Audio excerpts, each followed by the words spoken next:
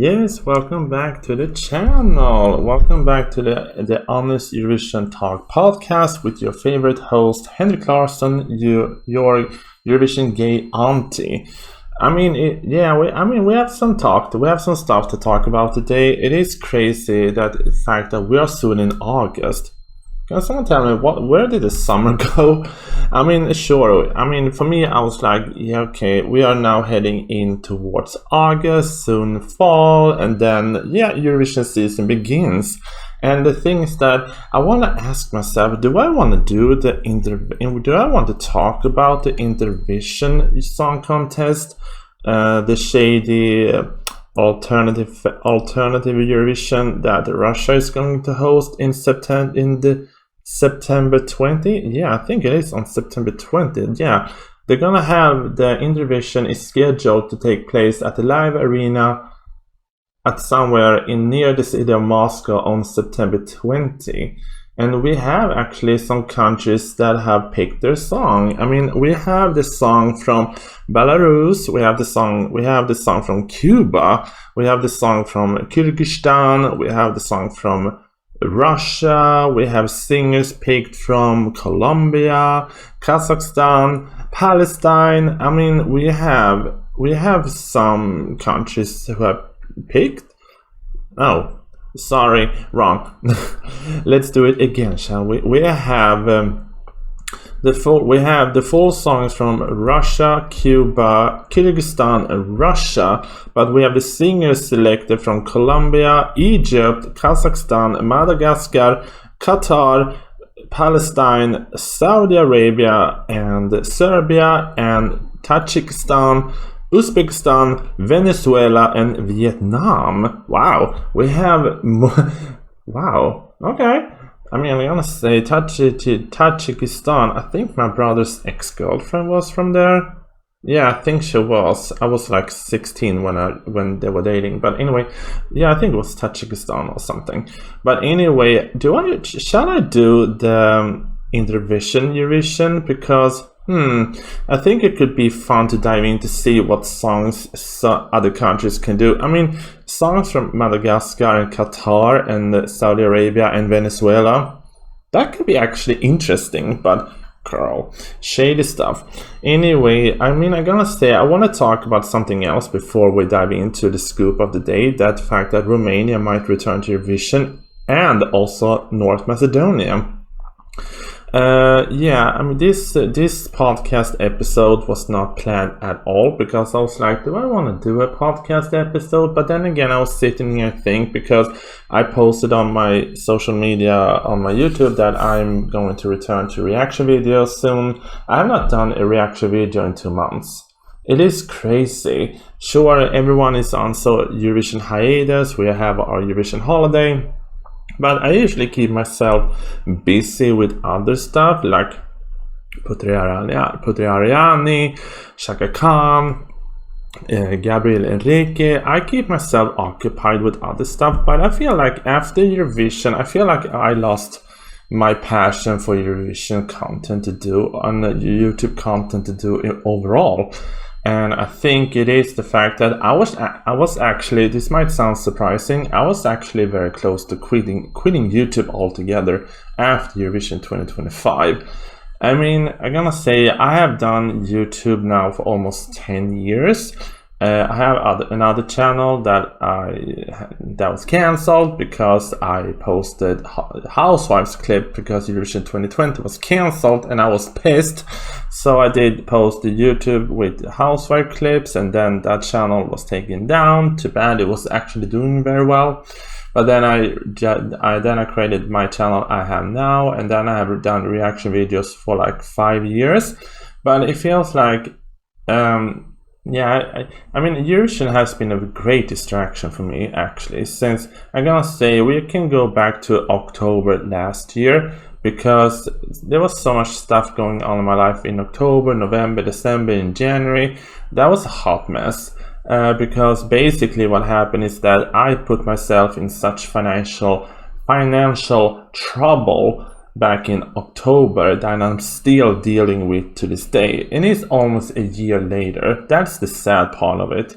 I mean, I put myself in such a bad financial trouble because I wanted to help a friend in need. My dance partner and I went out for dinner, and then she took me to her friend. I known this friend for as long as I known my dance partner, and she told me about her life, and I was so shocked about her life, so I helped her with money. But it got out of hand, and yeah, I put myself in financial trouble so heavily bad. So I was not even excited to talk about Eurovision in the beginning of November. I was so stressed, I was so sad, I was so upset.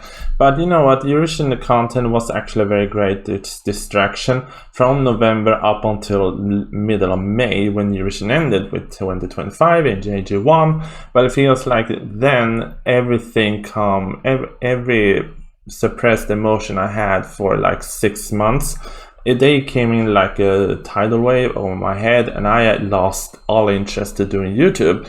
I didn't want to do anything, and I was like, okay, let me take this break over the summer and just, you know, restart myself and everything. So yeah, that's why I didn't do it. I have not done anything besides my shorts video, and I tried to do this podcast. I've done this, but I was actually very close to quitting YouTube there for a while because I lost all passion. But I'm better now.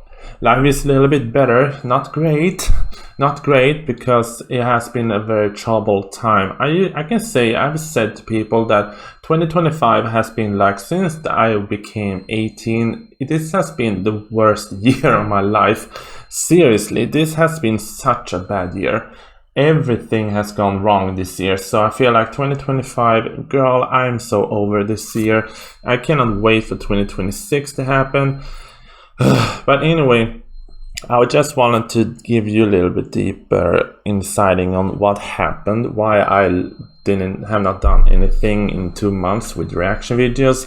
I would like to do the shorts video. I was like, you can pull up a screenshot, talk for a minute, and that's that. You write the title, and that's that. But reaction videos, I feel like that's a whole other arena to do. You have to sit down, you have to think more, and yada yada. But yeah. But anyway, I tried to come back with more, and I put a poll up so you can vote on my channel. What should I begin with? Eurovision singers, new music, Putriariani or Gabriele Reiki? I mean, many people want me to dive into like British Got Talent, America's Got Talent. I was like, nah, I'm good. I've done that. I've done The Masked Singer, but I was like, you know, that's for the past, darling. So yeah, that's some tea about my life. It has been a hot mess. So hopefully Eurovision 2026 and my life will be easier moving forward. So yeah, I've done some deep soul research into myself this past months and this summer. So anywho, I hope I didn't bore you with my troubled year, but I'm gonna say, if you're ever wondering why I've not done stuff in a while, you have the reason. Anywho, let's talk other things. This podcast episode shall not be just sadness, darling. No. We have actually some great news. The fact that it looks like actually Romania really wants to come back to Eurovision for 2026. Because I did a short video about this one, but we can talk about the article from EurovisionFan.com that says that the broadcaster TVR has invited songwriting camps in hopes of boosting Romania's Eurovision comeback. But when I think about that, I was like, you're not here to play. I think they are actually trying to find a song that actually maybe potentially winning Eurovision, because if you come back with the full song camp team, you're here for win. I mean, we saw what happened with Azerbaijan like in 10 years ago when they had like the Swedish songwriting team with Anders Bagge in this lead. They won. They did so well, Azerbaijan, from 2012. I mean, I'm gonna say Azerbaijan between 2008 and 2013. I'm gonna say they did extremely well. They almost won twice. So, but anyway, according to Eurovision Fan, Romania's national broadcaster have officially invited to take part in an upcoming international songwriting camp this October, aiming to support the country's potential return to Eurovision. However, it remains uncertain whether TVR will actually attend the event. I mean, hey, you have talked about it, so now I hope you do it. Anyway, as preparation begins for Eurovision 2026, it is crazy. We are now in August soon, and we are really preparing for Eurovision in a year. Several song camps have started to take place across Europe. One of the newest initiatives is a camp called Normania, designed to foster collaboration between Romanian, Norwegian, and international songwriters, because I think that is one thing many of the Eurovision reacting channels out there wants. They want other songwriters, because usually we can see it's like in Melodifestivalen, you can see that songwriter has 6 songs in the finals. How fun! Anyway, organized by the Woods, Normania will take place in Romania, places special emphasis on contributing entries for Selecția Națională, Romania's national selection. And we have a statement. The Normania Eurovision Songwriting Camp brings together Romanian and Norwegian international composers, top-liners, producers, lyricists, and artists for 3 intensive days of collaboration. Participating will co-write to produce brand new pop songs and aim for the international selection of Eurovision 2026 with a special focus on Romania. TVR is invited and might show up, but we also write other for other nations depending on the final artist casting. And we all know that I'm gonna say, I don't know what the lead singer of Romania for 2005, is she still around? Let me try. She can sing, so we know that Romania can send Paula Selin, she can sing. The camp is co-organized by Uwe Jakobsen, a familiar face for our Eurovision geeks. He represented Romania twice, 2010 and 2014, darling. This development comes at a time that the TVR has expressed the need of reset its relationship with Romanian record labels. The broadcaster director general previously explained that the main reason Romania's absence from 2024 Eurovision was the declining quality of entries submitted by music companies. Well, we saw that also. Sometimes you'd be like, is this the best you got? Hey UK, we're talking about you as well.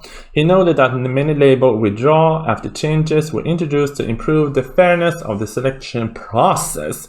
We cannot invent singers, we are not music composers either, so our power to influence the quality of songs that enter the selection and implicit the selection, so that we send artists to Eurovision stage that we can be proud of and who are considered by many people as representative of Romania's music scene, has to become very narrow.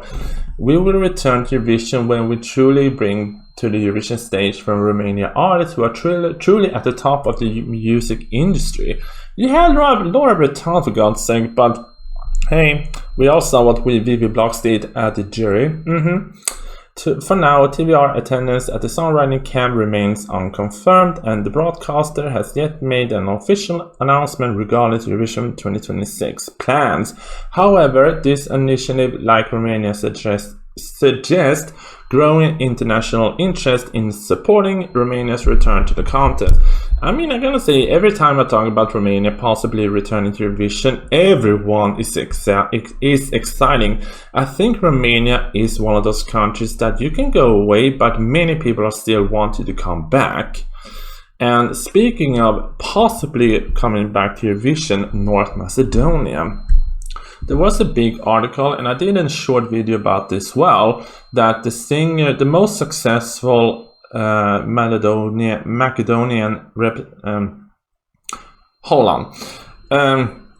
Bobby Adonov, the most successful Macedonian represented at the Eurovision Song Contest, is hoping to represent his country at Eurovision 2026. Okay, now I got it. Bobby Adonov, who finished 5th for North Macedonia at Eurovision's Junior Eurovision back in 2008, has expressed his desire to compete Eurovision 2026. He's 30. He was born in Melbourne, Australia, to Macedonian parents. Has told the Shloben Pesat that he has spoken to MRT about competing in the Eurovision Song Contest. He told the newspaper, "It is not just a dream, but something I plan and seriously thinking about for a long time. I spoke to MRT and I expressed my desire, and I'm also preparing to return to Macedonia at the beginning of next year. If the country decides to participate, I will be fully committed. I want to give my whole heart." I'm gonna say, for a broadcaster in a country that only selects one singer, this is a goal. This is a dream. You have the singer, it is like Jojo Siwa talks about want to represent the UK. I was like, hey, you can stand her. And Bobby Abonodov, sorry if I mispronounce your name, boo. If he has this dream, he knows singers, he knows songwriters. So everything that North Macedonia has to do is like, here's the plane ticket, here's the hotel, here's the budget for you to spend. You do you, and we broadcast the contest. So here, the singer added that any song he would take Eurovision should sound global, but at its core be personal and authentic. He hopes that if North Macedonia were to return to competition, that if we return with heart and sincere intention, we can awaken national pride and inspire future generation of artists. North Macedonia withdrew from Eurovision back in 2023 with the broadcaster MRT due to financial difficulties. Before this, the country has competed ever since 2004. The last country the country entered the contest was 2022. Andrea represented the country in Turin, Italy, with the song Circles. She was unable to qualify for the year's grand finale, finishing 11th with 76 points. But anyway, we all know that North Macedonia can do well. Hey, Tamara Tovadeska represented North Macedonia in 2019 with Proud. She came 7th. I gotta say, this is a little bit interesting. Sure, we are just heading towards the beginning of August. We don't know much yet about Junior Eurovision or Eurovision. I know I have some stuff to talk about, but hey. Anyway, how do you feel about this whole thing? Do you want me to talk about Intervision, the Russian edition, the Russian version of Eurovision? Shall I talk about it? Maybe I will, because why not? And also the fact that how do you feel about Romania maybe coming back and North Macedonia maybe coming back? I think also people see that this is the 70th anniversary of Eurovision, coming back and doing well at a 70th anniversary. I think that speaks volumes. So anyway, thank you so much for listening to me this day, and I hope you can enjoy this yip yapping, and yeah, I hope you have a nice Wednesday. And yeah, when Eurovision comes around the corner late in November, I'm gonna do more so I planned for a date when the podcast episodes is released. But I think when we're now dealing later on with Melfest, I think they're coming. I think podcast episode is maybe best on Sunday, because I need to talk about the results. I don't know. Anyway, until then, kisses, bye bye, and don't forget to subscribe.